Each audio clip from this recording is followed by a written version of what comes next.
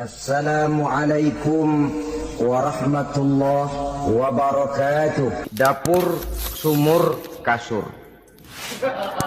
Kasur, sumur, dapur. Seolah-olah wanita terpaut dengan 3 itu tadi. Seolah-olah wanita tidak bisa berbuat lebih banyak daripada itu. Bahkan di tengah masyarakat jahiliyah, bayi perempuan mendatangkan aib sehingga mereka lalu dikubur hidup-hidup. Maka datang Islam dengan tegas mencanangkan satu revolusi yang mengangkat harkat dan martabat kaum wanita. Nabi bersabda, "An-nisa'u imadul bilad. Iza saluhat saluhal bilad, wa iza fasadat fasadal bilad." Wanita adalah tiang negara. Jikalau baik wanita, baiklah negara. Jikalau rusak wanita, hancurlah negara. Dalam berbagai ayat Al-Quranul Karim menjelaskan tentang wanita dan peranannya. Al-Quran bercerita tentang Siti Hawa. Al-Quran bercerita tentang anak perempuan Nabi Adam, Iklimah dan Labuda, yang menyebabkan Habil dan Qabil saling berbunuh-bunuhan. Al-Quran menceritakan bagaimana ibunya Nabi Musa mendapat wahyu untuk menghanyutkan anaknya di hilir sungai Nil. Al-Quran bercerita tentang Siti Maryam, ibu daripada Nabi Isa. Al-Quran bercerita tentang 2 putri Nabi Yusuf, yang akhirnya salah satunya menjadi istri daripada Nabi Musa. Pun Al-Quran bercerita tentang Ratu Balkis, seorang wanita yang menjadi penguasa di negeri Sabah, yang demikian besar pengaruhnya dan wawasannya. Dan banyak lagi Al-Quran menceritakan keadaan kaum wanita, sampai-sampai dalam Al-Quran ada satu surah yang dinamakan surah An-Nisa. Ini seluruhnya berarti bahwa Al-Quran telah menempatkan kaum wanita dalam satu posisi yang mulia dan terpuji. Al-Quran memberikan emansipasi, bahwa wanita berhak mengejar kemajuan sebagaimana halnya kaum laki-laki. Tetapi sungguh pun demikian, Al-Quran tetap memberikan batasan-batasan sepanjang emansipasi itu tidak bertentangan dengan kodrat kewanitaan itu sendiri.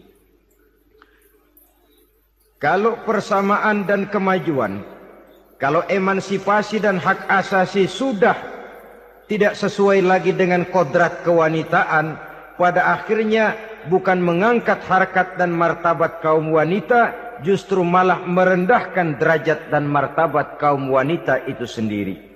Seperti sebagian besar wanita ini, mereka berteriak menuntut tentang persamaan hak, tapi mereka melupa apa batasan daripada persamaan hak itu sendiri.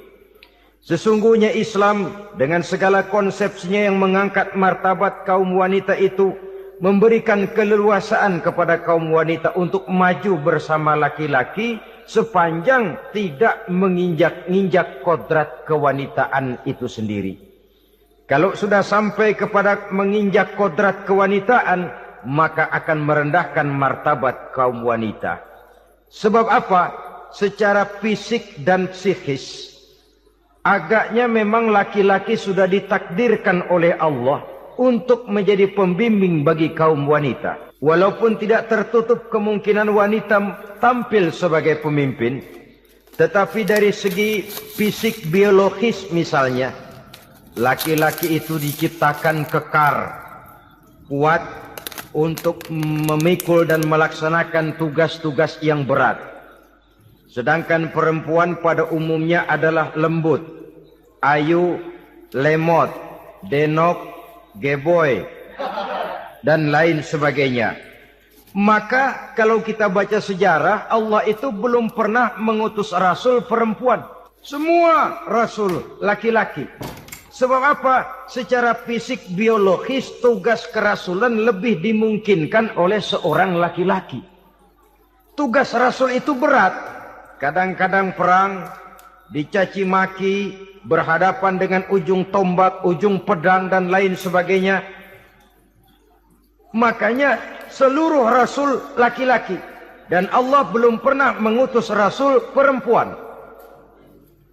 Dari segi lain, perempuan itu banyak terhalang untuk melaksanakan ajaran agama.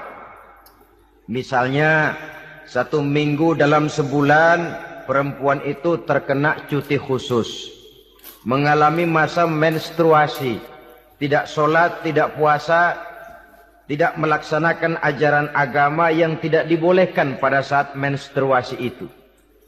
Kalau ada rasul perempuan, lalu saat malaikat akan menyampaikan wahyu, kebetulan rasulnya sedang wah, itu bisa balik-balik lagi malaikat Jibril ke langit itu. Mau turun nyampein wahyu, balik lagi ke atas, ditegur, kenapa balik lagi Jibril? Rasulnya lagi head.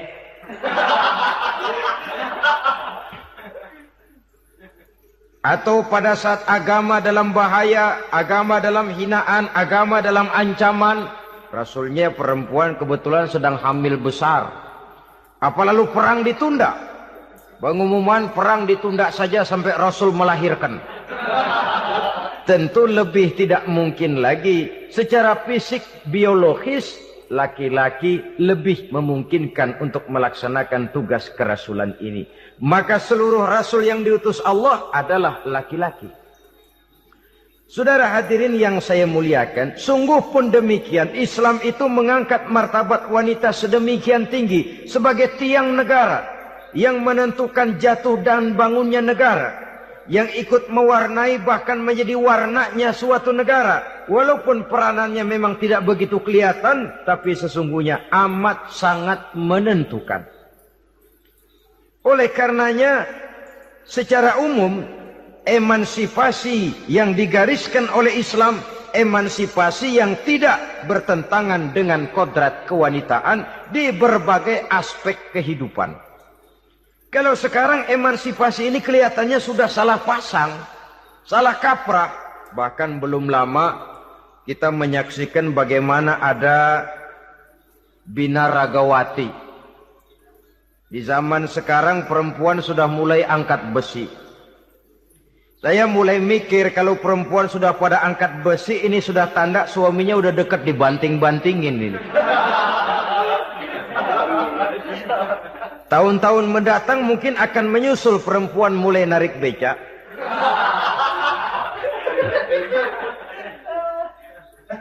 Nampaknya kan sudah tidak lagi mengindahkan kodratnya sebagai wanita. Ada olahraga yang hanya pantas dikerjakan oleh laki-laki.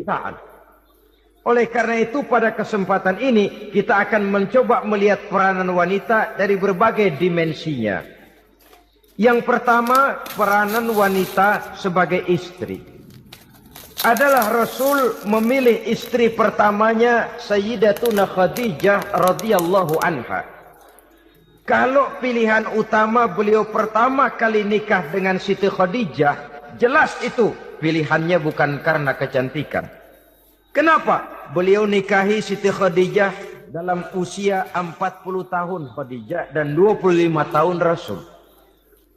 Statusnya janda pula. Kalau beliau seorang pemburu kembang, pemburu bunga, kenapa mesti nikah dengan janda berumur 40 tahun? Sedangkan beliau waktu itu masih berumur 25 tahun. Apa sasaran utamanya? Bisa kita lihat nanti.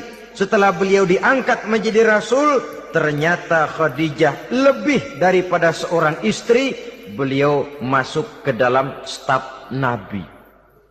Orang lain beliau belum beriman, beliau malah beriman lebih dahulu sebagai perempuan pertama yang masuk Islam. Orang lain memusuhi Nabi, beliau malah mengorbankan hartanya untuk membantu perjuangan Nabi. Istri setia semacam ini, dengan peranannya sebagai istri yang sedemikian rupa, memberikan andil yang sangat besar bagi kesuksesan dan keberhasilan seorang suami. Sebaliknya, seorang istri bisa mempengaruhi suaminya. Seorang suami yang jujur, polos, lugu, sederhana, bisa jadi koruptor ulung kalau didorong-dorong oleh istrinya. Seorang istri Pak Lurah memang tidak ikut mengatur kelurahan, tapi dia bisa mewarnai suaminya. Seorang istri gubernur memang tidak ikut mengatur provinsi, tapi dia bisa mewarnai suaminya. Sepanjang warnanya positif, tentu sangat baik dan sangat diharapkan. Tetapi kalau warnanya negatif, kiamatlah akibatnya umat ini. Oleh sebab itu, peran pertama dari kaum wanita sesungguhnya adalah sebagai istri yang mendampingi suami untuk mengolah dan melaksanakan tugas-tugas besar. Dari seorang yang paling kecil sampai kepada seorang yang punya jabatan paling tinggi sekalipun, pengaruh dan peranan istri memang sangat menentukan. Saudara hadirin kaum muslimin rahimakumullah. Itulah sebabnya Nabi menikah dengan Siti Khadijah. Dan lebih dari itu, sebelum menikah dengan Nabi, Siti Khadijah itu sudah terkenal sebagai pengusaha wanita, business girl kalau bahasa sekarang ini. Bahkan jaringan-jaringan bisnisnya tidak hanya Mekah saja, tidak hanya antar kota, bahkan sudah antar negara. Dari Mekah ke Syam, dari Mekah ke Madinah, dan lain sebagainya. Yang bahkan kita tahu Rasul pada mulanya pun ikut membantu perdagangannya Siti Khadijah radhiyallahu anha ini. Jadi kalau bercermin dari karier Siti Khadijah, boleh saja wanita bergerak di bidang bisnis. Asal memang profesi. Bukan karena dengan senjata dan modal kecantikan, lalu membujuk dan meraih orang sampai telak, sehingga bisnisnya berjalan lancar dengan jalan menjual kecantikannya. Tidak. Bergerak di bidang bisnis yang memang profesinya di situ. Tidak ada salahnya. Bisa saja perempuan menjadi business girl seperti yang dicontohkan oleh Siti Khadijah radhiyallahu anha ini. Sebab itu, kontes-kontesan yang hanya bertitik kepada rupa yang ayu saja, rupa yang cantik saja, sesungguhnya bukan hanya tidak bermanfaat, tapi saya pikir juga sangat tidak mendidik. Yang mengajar anak-anak remaja putri kita untuk berlomba-lomba hidup dalam kepalsuan. Alis mata palsu, hidung pesek dimancungin, palsu, operasi plastik. Alis matanya dikerik, bikin yang palsu. Tai lalat lagi bikin yang palsu. Gincu bibir dimerahin, palsu. Seluruhnya hidup dalam kepalsuan. Akan lebih baik kalau kita ini misalnya mengadakan kontes yang menitik beratkan kepada ketinggian IQ, kecerdasan, kemampuan, skill, keahlian dan kemampuan. Tidak hanya dititik beratkan kepada rupa yang ayu dan cantik semata-mata. Sebab di samping manfaatnya diragukan, juga sangat tidak mendidik buat generasi yang akan datang. Terutama ibu-ibu, peran utama wanita sesungguhnya adalah sebagai istri mendampingi suami dalam melaksanakan tugas-tugas besar. Satu hari, serombongan ibu-ibu pernah datang menghadap Rasul mengajukan satu resolusi. Protes kalau bahasa kita sekarang. Ya Rasul, ada apa bu? Kalau laki-laki sih enak. Enak bagaimana? Iya, kalau orang laki-laki sholat, perempuan sholat. Laki-laki puasa, perempuan puasa. Laki-laki pergi haji, perempuan pergi haji. Laki-laki menuntut ilmu, perempuan bisa menuntut ilmu. Tapi kalau laki-laki pergi jihad, perang membela agama, kami perempuan tidak bisa ikut jihad perang di medan pertempuran. Padahal pahala jihad sangat besar dan kami ingin mendapat pahala jihad. Tidak adil kalau begini ya Rasul. Izinkan kami pergi jihad. Ini perempuan di zaman Rasul. Kalau ada kebaikan tidak bisa ikut, rasanya rugi bukan main, lalu protes. Apa jawab Rasul? Beliau senyum. Ibu-ibu jangan khawatir. Walaupun ibu-ibu tidak maju ke medan perang, ada ibadah yang pahalanya sama dengan pahala jihad itu. Apa ya Rasul? Beliau menjawab, jihadukunna fi baitikunna. Jihadnya ibu-ibu, jihadnya kaum wanita adalah di rumah tangganya sebagai istri. Memasak makanan suaminya, mencuci pakaian istrinya, mengasuh, merawat dan membesarkan anak-anaknya, itu seluruhnya bagian daripada ibadah yang pahalanya tidak kurang dengan pahala jihad. Kenapa? Al-Quran itu memberikan sesuatu sesuai dengan kedudukannya. Kalau perempuan pergi perang jihad membela agama, musuhnya laki semua, kayak apa perangnya? Itu musuhnya bisa nggak mau pakai pedang, perangnya udah gulat aja udah. Sehingga Rasul lalu memberikan satu jalan keluar yang membuat wanita-wanita itu lega.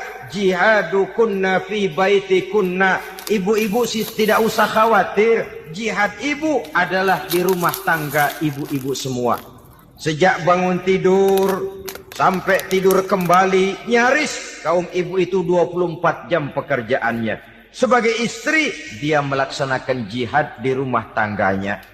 Peranan wanita yang pertama adalah sebagai istri yang walaupun tidak kelihatan dan menonjol seperti halnya laki-laki, tapi sangat mewarnai, bahkan menjadi warna dari tugas apapun yang dihadapi oleh suaminya. Dulu ada seorang orator, kalau pidato hebat bukan main.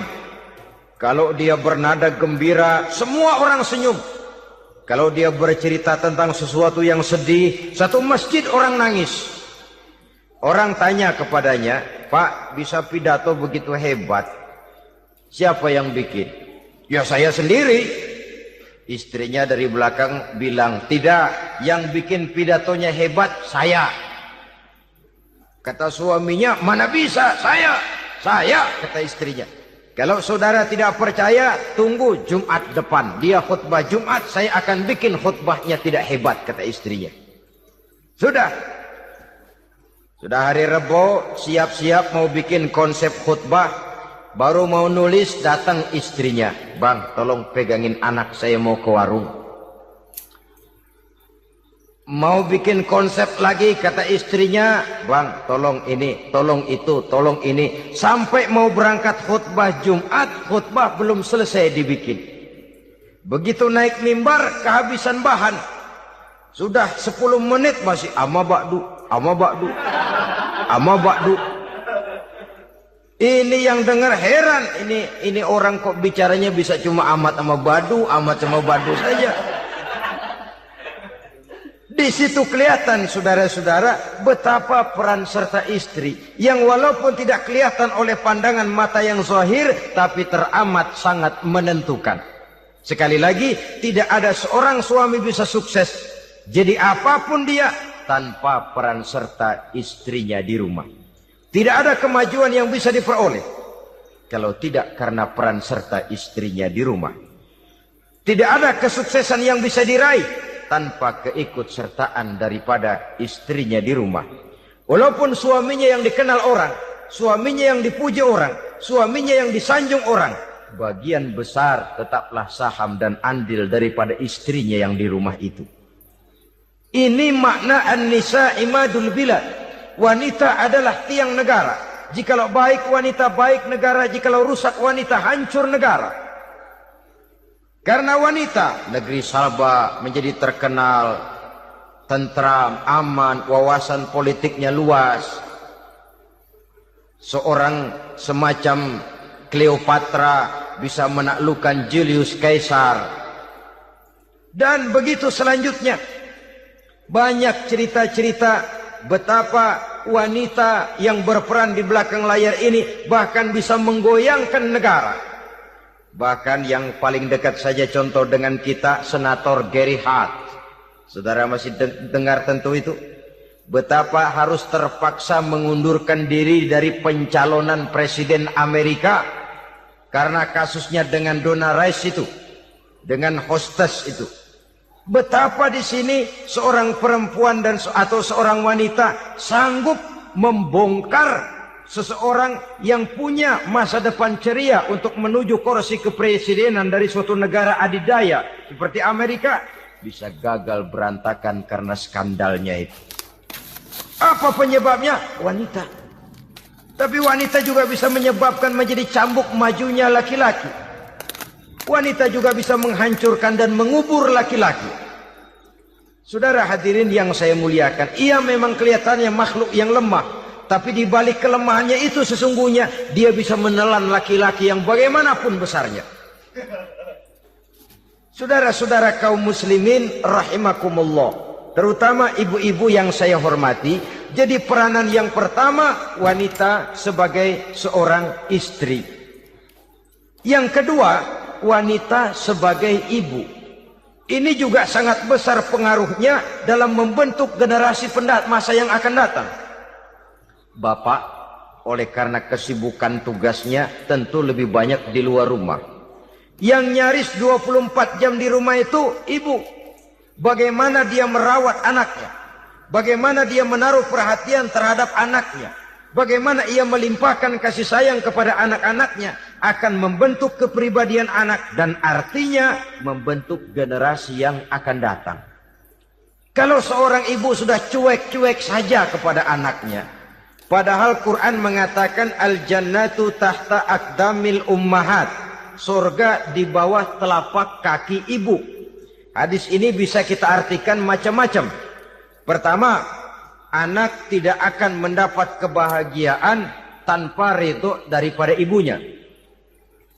Kedua, ibu adalah wanita agung yang harus ditaati. Ketiga, neraka atau surga anak bergantung kepada ibu. Bagaimana dia mewarnai anak.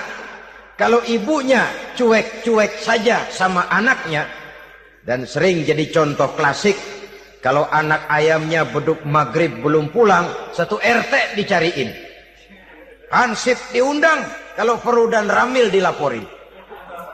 Tapi kalau anak gadisnya jam 12 tengah malam belum pulang, ibu tenang saja Pak. Tidak tergerak dan tidak tertarik hatinya. Ya tentu tidak semua. Kalau sudah begitu, bukankah hakikatnya ibu sudah menciptakan neraka buat anaknya sendiri?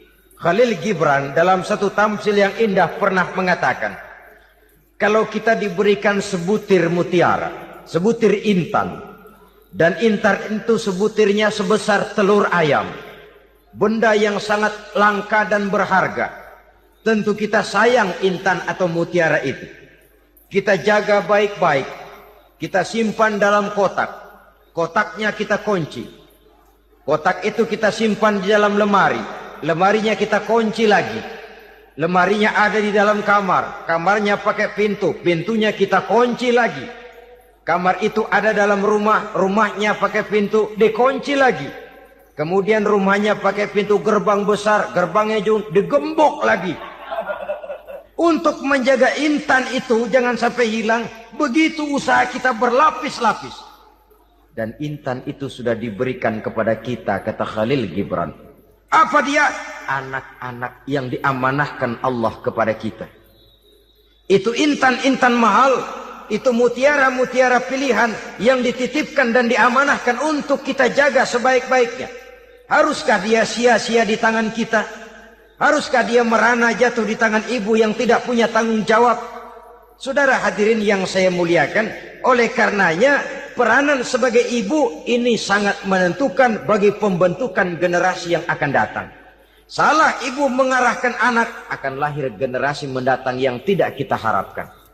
Sehingga Nabi bersabda, kullu mauludin yuladu 'alal fitrah fa abawayhi yuhawwidanihi aw yunassiranihi aw yumajjisanihi. Setiap bayi dilahirkan dalam keadaan suci. Setiap bayi dilahirkan dalam keadaan bersih, tidak punya dosa. Islam tidak mengenal dosa warisan. Semua saja bayi lahir dalam keadaan suci dan bersih. Kalau demikian lalu bagaimana? Kata Nabi, ibu bapaknya lah yang kelak akan menjadikan anak itu sebagai Yahudi, yang kelak menjadikan itu anak itu sebagai Nasrani, atau menjadikan anak itu sebagai majusi. Ibu bapaknya yang mewarnai anak. Ibaratnya anak itu kertas putih, mau ditulis tinta hijau warnanya hijau, mau ditulis tinta merah warnanya merah, mau ditulis tinta hitam pun warnanya hitam. Oleh karena itu pembentukan anak yang soleh secara mental sesungguhnya sudah diwarnai oleh kebiasaan ibu bapak dalam pergaulan di rumah tangganya secara mental. Sehingga dengan demikian saudara-saudara, salah kaprah ibu dalam mengarahkan anak-anaknya akan melahirkan generasi penerus yang sungguh-sungguh tidak kita harapkan, dan pada gilirannya akan membahayakan perkembangan bangsa dan negara, membahayakan kita sebagai suatu umat.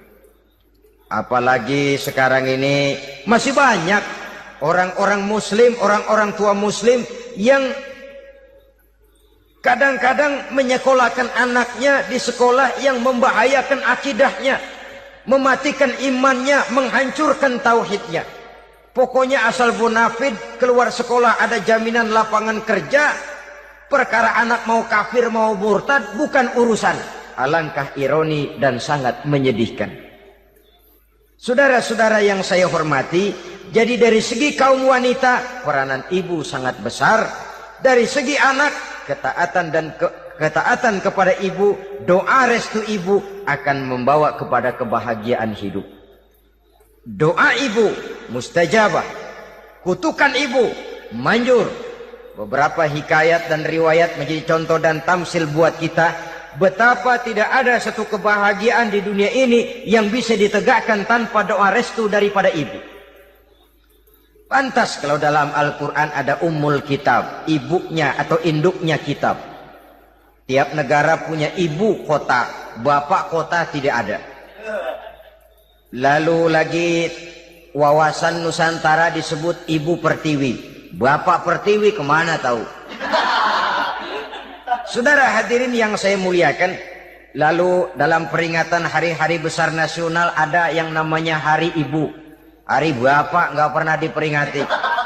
Ada Hari Ibu, dan ibu itu pun ada Ibu Kartini, ada Ibu Dewi Sartika, dan macam-macam lagi yang seluruhnya merupakan refleksi dan gambaran betapa peranan kaum wanita di dalam kehidupan ini yang memang banyak mewarnai dan menjadi warna dari suatu kegiatan. Saudara-saudara kaum muslimin rahimakumullah, apabila yang pertama tadi kita melihat peranan kaum wanita sebagai istri, betapa ia berpengaruh besar dalam ikut menunjang keberhasilan dan kesuksesan suaminya.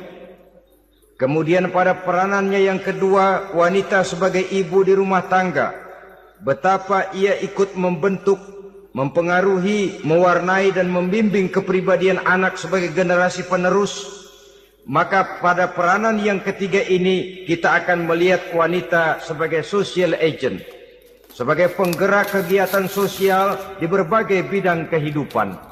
Apakah itu bernama majelis taklim, apakah itu bernama perkumpulan dan yayasan-yayasan kemanusiaan, organisasi-organisasi yang bergerak di bidang pendidikan. Bahkan di zaman sekarang bukan hanya menjadi penggerak sosial, bahkan sudah banyak kaum wanita yang menggerakkan satu bangsa.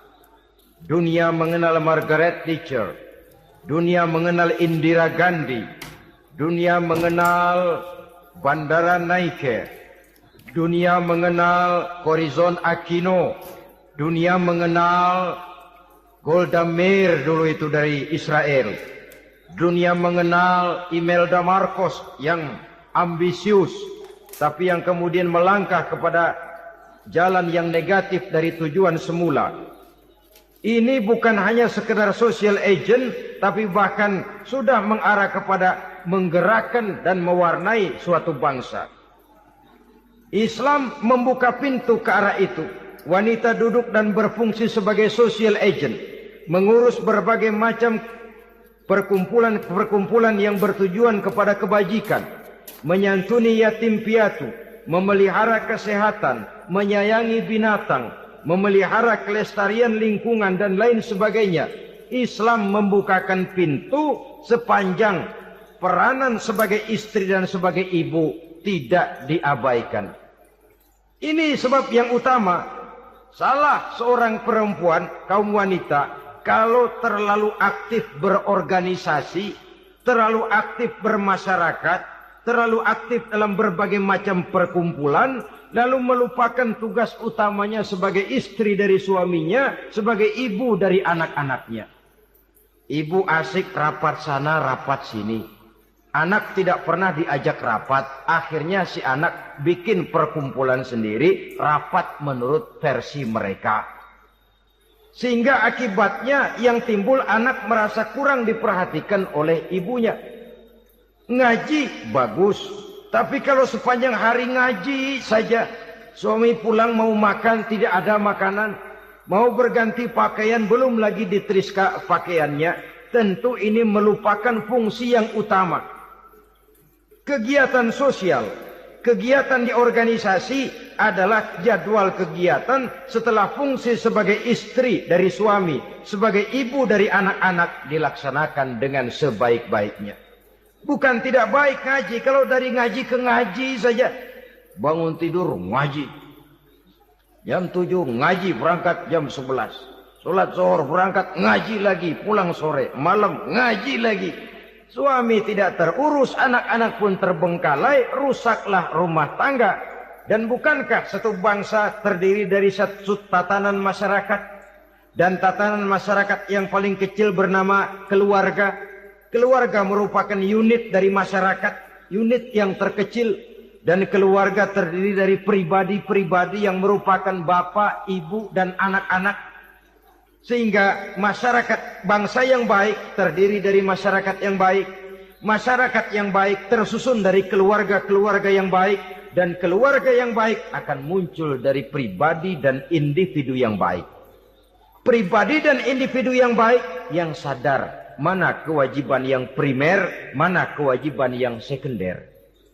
Sebagai social agent, dia lalu mawas diri dengan tetap mempertimbangkan kodrat kewanitaannya itu tadi. Saya ikut prihatin kalau ada perempuan main sepak bola. Dan saya yakin betul kalau perempuan main sepak bola, yang nonton pasti bukan nonton bola. Ya mungkin bola juga, tapi bola yang mana? Itu wallahu a'lam. Boy, ya dicari olahraga yang sesuai dengan kodrat kewanitaan begitu. Dicarilah olahraga yang sesuai dengan kodrat kewanitaan. Sepak bola sudah maju, ya belakangan saya katakan tadi muncul lagi wanita angkat besi. Belakangan bisa kita bayangkan wanita main tinju. Babak belur sudah kalau sudah begitu. Kemajuan dengan melupakan kodrat kewanitaan akan menyengsarakan kaum wanita itu sendiri. Silahkan maju menjadi social agent, menjadi penggerak di masyarakat. Para istri Rasul bisa kita jadikan satu figur. Siti Khadijah, figur sebagai istri pendamping. Yang setia, dikala suaminya bingung, ia tampil memberikan pandangan. Dikala suaminya bingung, ia memberikan tanggapan. Dikala suaminya dimusuhi orang, ia menampakkan kesetiaannya. Kau tidak sendiri bang, aku di sisimu. Dikala jiwanya gelisah ketika pertama kali menerima wahyu berhadapan dengan malaikat Jibril, Khadijah yang menghibur. Kalla ma yukhzikallahu abada.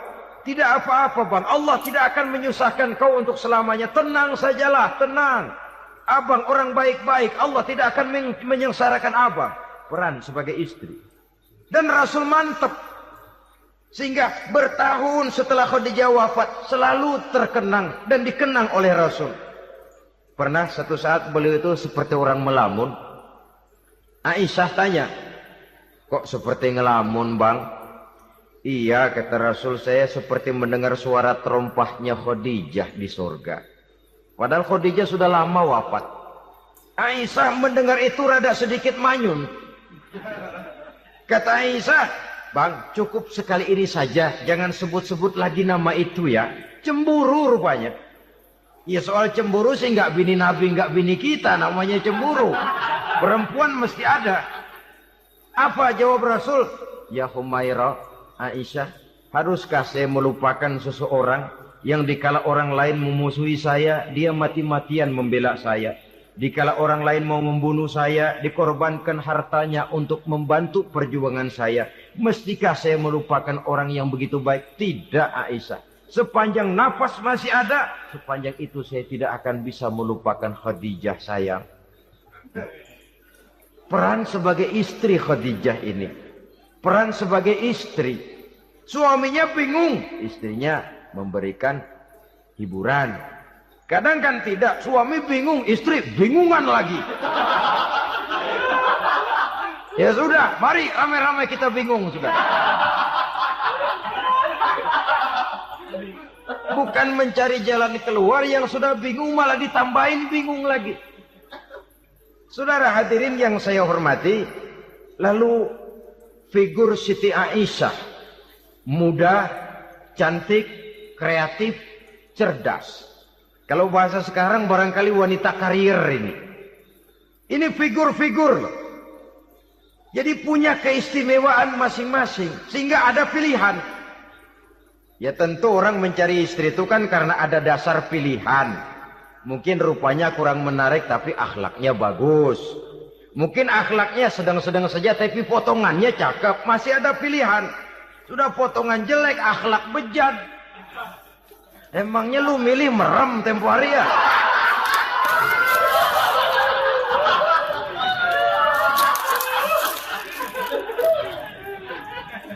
Sudah nggak ada pilihan apa-apa. Lalu ada istri yang punya keistimewaan karena sifatnya yang sabar. Ada yang wataknya itu pemurah. Ada yang sifatnya itu belas kasih.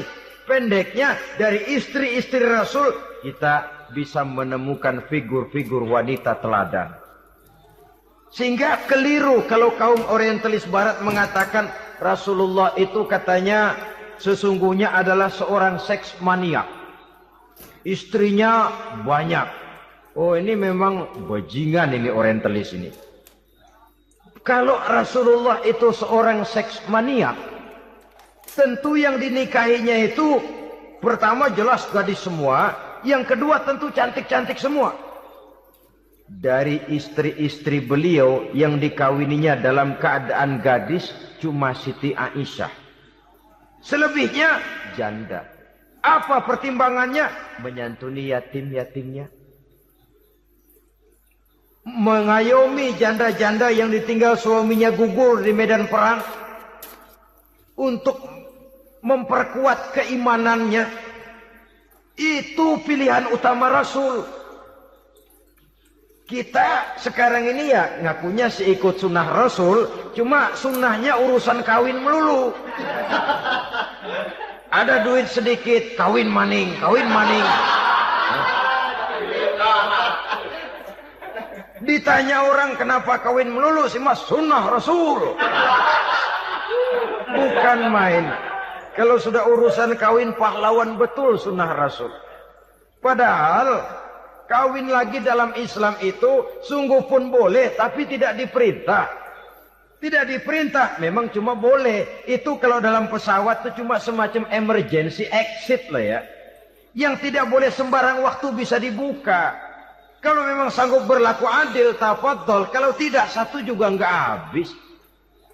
Lagian saya kira perempuan itu kan cuma perbedaan rupa saja. Perbedaan selera saja. Seperti singkong dengan sate, bedanya kan cuma di tenggorokan. Kalau sudah masuk ke perut, kenyangnya kan sama. Perempuan cuma berbeda dalam selera, rasanya barangkali ya, barangkali.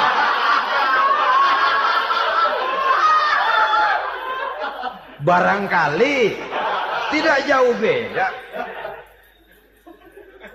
Saudara hadirinlah, Islam ini mengatur lewat pintu yang dinamakan nikah itu tadi.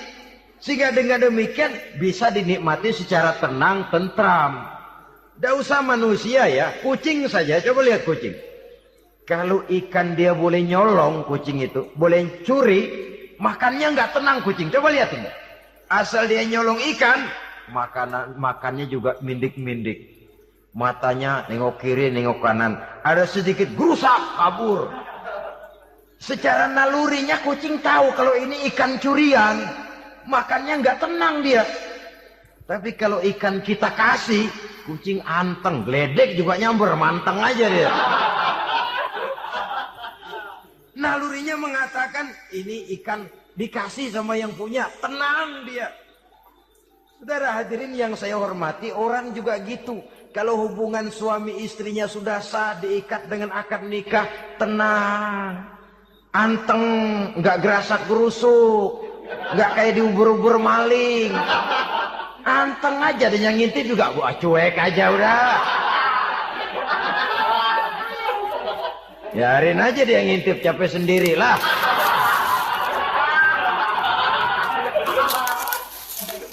Tapi kalau nyuri-nyuri, coba lihat dah. Mana di kebun,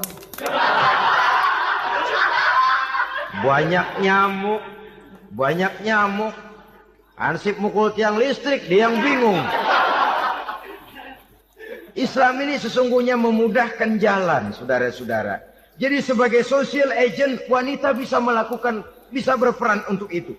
Apalagi untuk hal-hal yang menyangkut wawasan kemanusiaan, di mana kaum wanita karena emosinya lebih tinggi daripada kaum wanita laki-laki. Dia sangat peka terhadap masalah-masalah yang menyangkut kemanusiaan. Hatinya mudah tergugah, perasaannya cepat terenyuh. Dengan penderitaan dia cepat tergugah. Dia bisa menjadi social agent tanpa harus melupakan fungsi utama sebagai istri dan sebagai ibu dari anak-anaknya, sebagai istri dari suaminya. Saudara hadirin yang saya muliakan, dahulu Al-Quran pernah menceritakan betapa istri-istri pembesar di istana mewah di zaman Nabi Yusuf. Kalau istilah sekarang nyonya-nyonya jet set, nyonya-nyonya VIP.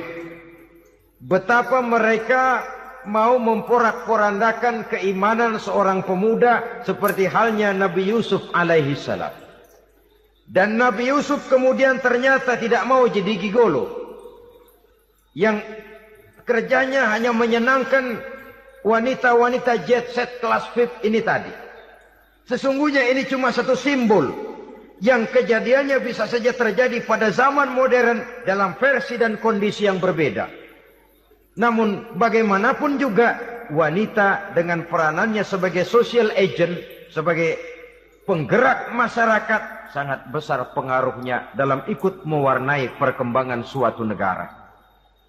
Seorang suami perlu memberikan dorongan kalau istrinya aktif di bidang sosial. Asal dengan catatan saja, fungsi sebagai istri, fungsi sebagai ibu, jangan sampai terlantar karenanya. Bahkan saya katakan tadi, di zaman sekarang wanita tidak lagi hanya berfungsi sebagai social agent, bahkan sebagai national agent, penggerak dari satu bangsa. Muncul wanita-wanita yang jadi menteri, yang jadi anggota DPR, bahkan yang jadi kepala desa dan lain sebagainya. Secara umum memang ar-rijal qawwamuna 'alan nisa. Laki-laki adalah pembimbing bagi kaum wanita karena kelebihan fisik biologis, kelebihan kemampuan intelektual dan lain sebagainya. Namun wanita pun boleh saja menjadi social agent sepanjang catatan yang saya sampaikan tadi. Jangan sampai melupakan kodrat kewanitaan, jangan sampai mengalahkan fungsi sebagai istri dari suaminya, sebagai ibu daripada anak-anaknya. Nah, kemudian fungsi yang keempat di bidang ilmu pengetahuan. Islam memberikan kesempatan yang sama kepada kaum wanita. Thalabul ilmi faridatun ala kulli muslimin wa muslimatin. Menuntut ilmu itu wajib hukumnya bagi orang Islam, baik laki-laki maupun perempuan. Sampai dibentuk kalimat pengecuali khusus ini. Muslimin wa muslimatin. Bagi muslim laki-laki, bagi muslim perempuan. Dan alhamdulillah, kalau dulu di zaman Raden Ajeng Kartini, nasib perempuan berada di balik pintu yang digembok rapat-rapat. Siklusnya berputar cuma sumur, dapur, kasur. Kasur, sumur, dapur. Dapur, sumur, kasur. Melingkar di situ satu saja peranan kaum wanita. Memberontak jiwa Raden Ajeng Kartini. menuntut persamaan bahwa wanita berhak maju sama dengan laki-laki, entah Islam sejak 14 abad yang lalu sudah mencanangkan ini. Menuntut ilmu wajib bagi laki-laki dan perempuan beragama Islam. Orang Islam baik dia laki-laki, baik dia perempuan, wajib menuntut ilmu. Ilmu dalam artian umum. Tidak hanya sekedar fikih tauhidnya, ya di bidang kedokteran, di bidang teknik, di bidang hukum, dan lain sebagainya. Ini yang perlu dibanggakan. Kalau perlu ini yang perlu diadakan kontes. Kontes IQ. Wanita yang paling berprestasi di bidang ilmiah. Wanita yang punya prestasi di bidang menjaga kelestarian lingkungan hidup. Wanita yang punya prestasi menggerakkan sosial, menyantuni yatim piatu, memelihara kesehatan. Adakan kontes macam itu untuk mendorong. Ini enggak, kalau kontes yang diukur betis, bibir, pinggul, payudara, lubang hidung, ukur sekalian kita. Apa manfaatnya dan apa unsur pendidikan yang ada di dalamnya? Tidak menguntungkan, tidak mendidik, dan tidak membawa manfaat. Kecuali lalu yang timbul pola hidup konsumen, pola hidup konsumer, pola hidup yang material, pola hidup yang pola hidup yang gemerlapan. Ya, kalau oleh anak-anak muda yang terjangkau, kalau tidak, dia hanyut ditelan mimpinya. Dia ingin bergaya hidup jet set. Sementara dia dihadapkan oleh kenyataan bahwa dia tinggal di kampung. Ibu bapaknya orang kampung. Dan lain sebagainya. Jiwanya berontak. Terjadilah kegalauan. Terjadilah kerancuan. Terjadilah komplikasi. Perang di batin. Antara keinginannya dengan lingkungan nyata yang dihadapinya. Dan kalau sudah ada gejala semacam itu, penyakit-penyakit kejiwaan akan mudah muncul. Ini gejala terutama buat orang-orang yang tinggal di daerah transisi. Kota besar bukan, kampung banget juga enggak. Daerah cekak. Akibatnya gayanya ya sering gaya enggak karu-karuan. Gaya kepalang tanggung jadinya. Saudara hadirin yang saya muliakan, akhirnya apa? Santri, tapi lagunya kayak koboi. Koboi, tapi sesungguhnya santri. Saudara hadirin yang saya hormati. Maka di bidang ilmu pengetahuan wanita mempunyai peranan yang sangat besar. Dia bisa tampil dengan karya-karya ilmiahnya yang membawa manfaat bagi perkembangan agama, bangsa dan negaranya. Majulah kaum wanita dengan ilmu pengetahuan. Tuntutlah ilmu seluas-luasnya. Kita hidup di satu negara yang merdeka. Kita beragama yang memberikan satu keyakinan bahwa menuntut ilmu merupakan kewajiban. Bahwa peranan wanita tidak hanya di belakang dapur. Lain sebagainya yang seluruhnya terpantul dari dinamika kehidupan kaum wanita. Saudara-saudara kaum muslimin rahimakumullah. Kemudian yang kelima, peranan wanita dalam bidang agama. Kita bersyukur sekarang ini gejalanya dimanapun pengajian biasanya lebih ramai pengajian ibu-ibu dari bapak-bapak. Peringatan hari-hari besar keagamaan biasanya lebih ramai ibu-ibu daripada bapak-bapak. Pengajian ibu lebih ramai. Padahal kalau bicara sibuk, lebih sibuk ibu daripada bapak misalnya. Kalau sudah pengajian bapak-bapak, biasanya pengajiannya ramai cuma 3 giliran itu. Pembukaan, maulid, penutupan. Kalau sudah yang rutin pengajian tiap minggu, 3 pojok yang ngaji. Yang atu nguap, yang atu pules, yang atu ngiler. Saudara hadirin yang saya muliakan, ada badan kontak majelis taklim yang merupakan wadah daripada kegiatan ibu-ibu. Ada Ittihadul Muballighat, Persatuan Muballighat. Ada Persatuan Para Asatizah. Dan macam-macam lagi peranan ibu-ibu di dalam kehidupan beragama. Tapi sesungguhnya harus dimulai dari bagaimana si ibu mewariskan jiwa agama kepada anak-anaknya di rumah tangganya. Kalau itu gagal, dia mau melangkah ke masyarakat, dia sudah gagal sejak awal sesungguhnya. Keberhasilannya dia menata masyarakat akan mengakibatkan dia nanti bernasib seperti Nabi Nuh. Berhasil mengajak beberapa orang kafir mengikuti ajarannya, tapi gagal mengislamkan putranya sendiri Kan'an. Bukan tidak berusaha, tapi memang Allah sudah menghendakinya sedemikian untuk menjadi contoh buat kita semua. Yang penting orang tua berusaha dan berikhtiar.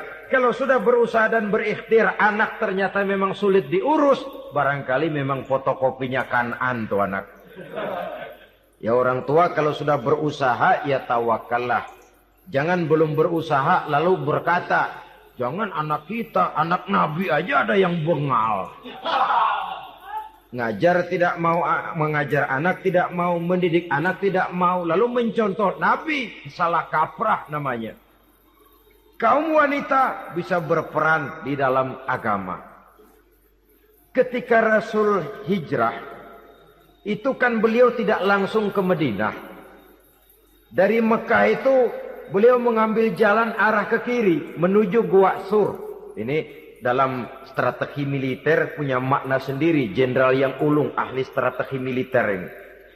Di Gua Sur sana beliau tinggal 2 hari 3 malam. Siapa yang membawa makanan ke Gua Sur? Siapa yang menjadi kurir untuk mengintai kegiatan-kegiatan Quraisy setelah Nabi berangkat hijrah? Asma, putri Abu Bakar Siddiq radhiyallahu anhu. Jadi kurir, jadi spion, membawa makanan untuk Rasul dan ayahnya di Gua Sur. Ini peranan wanita. Di tengah bahaya, di tengah keadaan posisi terjepit, Rasul di dalam gua. Diamatinya keadaan Quraisy, dilaporkannya kepada Rasul. Jasa seorang wanita bernama Asma, putri dari Abu Bakar Siddiq radhiyallahu anhu. Rabi'atul Adawiyah, seorang sayyidah sufiyah, ahli tasawuf yang terkenal dengan ajaran cintanya kepada Tuhan. Dia bisa menjadi tokoh wanita dalam gerakan sufi oleh karena kegiatannya di bidang agama dalam arti mujahadahnya kepada Allah Subhanahu wa taala. Dia korbankan bagian besar daripada hidupnya untuk mengabdi kepada Allah. Setelah suaminya meninggal, seumur hidup dia tidak pernah nikah lagi. Bukan tidak cantik, cantik. Bukan tidak ada yang mau, banyak yang meminang. Bahkan diantaranya termasuk Sufyan Tsauri, seorang tokoh juga. Pernah mencoba meminang beliau. Kata Sufyan, Rabi'ah, bagaimana? Kamu kan janda? Iya. Lalu, saya kan duda. Jadi bagaimana? Daripada kita masing-masing sendiri-sendiri kan lebih baik kita join. Maksud kamu apa? Saya mau meminang kamu. Boleh? Tapi mas kawinnya saya minta engkau jawab 4 pertanyaan saya. Kalau bisa, diri saya seutuhnya saya berikan kepada kamu. Kalau tidak, tidak usah saja. In ajabtani fi 4 masail fa ana laka. Kalau engkau sanggup menjawab 4 pertanyaan saya, seluruh diri saya bulat-bulat saya serahkan kepada kamu. Yang pertama, Sufyan, semua orang kan bakalan mati. Iya. Ya soal mati sih sama, mati. Cuma hakikat mati kan lain-lain. Ada yang matinya itu husnul khatimah. Mati baik di akhirnya. Lagi ngaji, mati. Lagi baca Quran, mati. Lagi sholat, mati. Lagi dengar ceramah, mati. Lagi sodakoh, mati. Itu mati-mati yang su'ul khatimah. Ada yang mati itu, mati yang husnul khatimah maksud saya. Ada mati itu yang disebut su'ul khatimah. Jelek di penghujungnya. Lagi nyekek botol, mampus.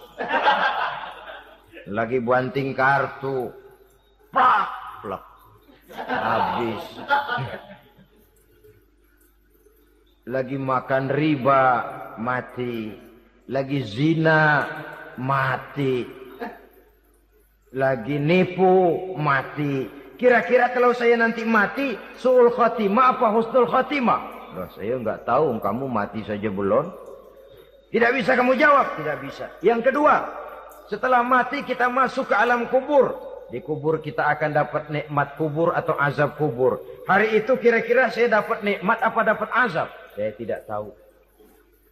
Di padang mahsyar setelah ditimbang kita dapat kitab di tangan kanan kalau baik, di tangan kiri atau dari belakang kalau jahat. Hari itu saya dapat kitab di tangan kiri apa tangan kanan? Saya nggak tahu. Yang keempat, orang akan lewat di atas sirat. Yang selamat sampai surga, yang celaka sampai ke neraka. Kira-kira saya yang selamat apa yang celaka? Wah, kata Sofyan, gua nggak tahu, udah butak dah lempengan itu deh. Kalau kau tidak tahu, Sofyan, tidak bisa jawab 4 pertanyaan ini, maaf saja, lamaranmu saya tolak dan saya tidak akan nikah. Ini yang saya khawatir. Maka dia terkenal sebagai Sayyidah Sufiyah, tokoh wanita dalam dunia sufi. Dan artinya wanita bisa berperan banyak dalam bidang agama. Sebagai pengasuh majelis taklim, sebagai pengasuh yatim piatu, sebagai gerakan-gerakan keagamaan yang positif dan lain sebagainya.